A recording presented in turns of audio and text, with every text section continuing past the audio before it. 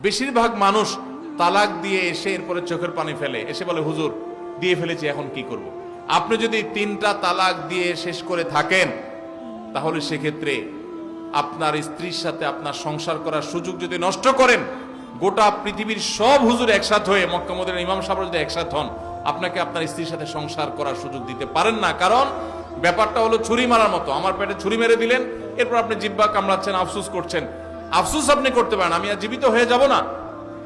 দাম্পত্য সম্পর্কটা এরকম।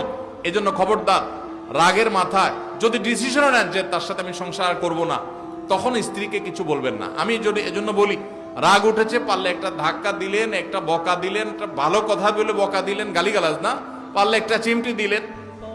যদি আপনি অন্যায় করে থাকেন তাহলে আপনার বিচার করা যাবে। কিন্তু যদি তালাক দিয়া বসেন, সালাতুন জিদ্দুহুন্না জিদ্দুন ওয়া হাজলুহুন্না জিদ্দুন, নবীজি সাল্লাল্লাহু আলাইহি সাল্লাম বলেছেন 3টা কাজ ইচ্ছাকৃত করলে যা হবে, দুষ্টমি করে করলেও তা হবে।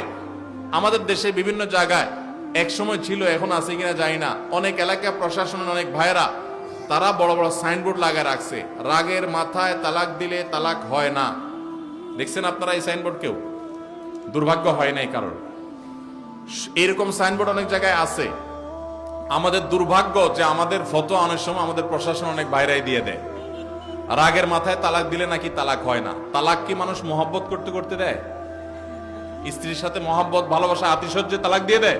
তালাক তো দেয় রাগের মাথায়।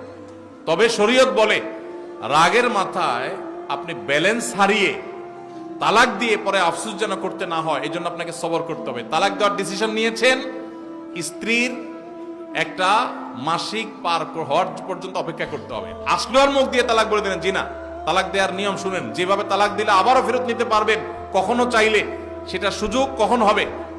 আপনি সিদ্ধান্ত নিছেন না আর একসাথে আমরা থাকবো না, ওকে ফাইন, পরামর্শ করছেন বন্ধু বান্ধব, বিচক্ষণ মুরব্বী, আলেম ওলামা, লয়ার সবার সাথে, তাহলে এবার আপনাকে অপেক্ষা করতে হবে। সিদ্ধান্ত নিলেন আজকে আর কালকে তালাক দিবেন, জি না, অপেক্ষা করতে হবে একটা মাসিক পার হবে, এরপরে পবিত্রতা আসবে। সেই পবিত্রতার পিরিয়ডে শারীরিক কোনো সম্পর্ক হওয়ার আগে আপনাকে তালাক দিতে হবে। এটা হলো তালাকুস সুন্নাহ। এভাবে শরীয়ত তালাক দেওয়ার নির্দেশ, যদি দিতে হয় এভাবে দিতে হবে।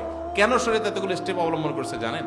কারণ শরীয়ত এনশিওর করতে চায় আপনার তালাকটা খুব বিচক্ষণতার সাথে, বুদ্ধিদীপ্ত ভাবে, সুচিন্তিত ভাবে হয়েছে, ঠান্ডা মাথায় হয়েছে, বুঝে শুনে হয়েছে।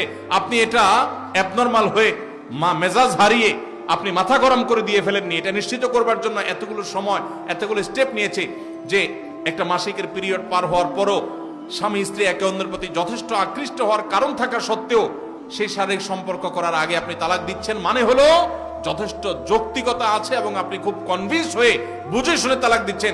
এটা এনশিওর করার জন্য শরীয়ত এতগুলো বাঁধ দিয়েছে। এই বাঁধ পার হওয়ার পর আপনাকে তালাক দিতে হবে।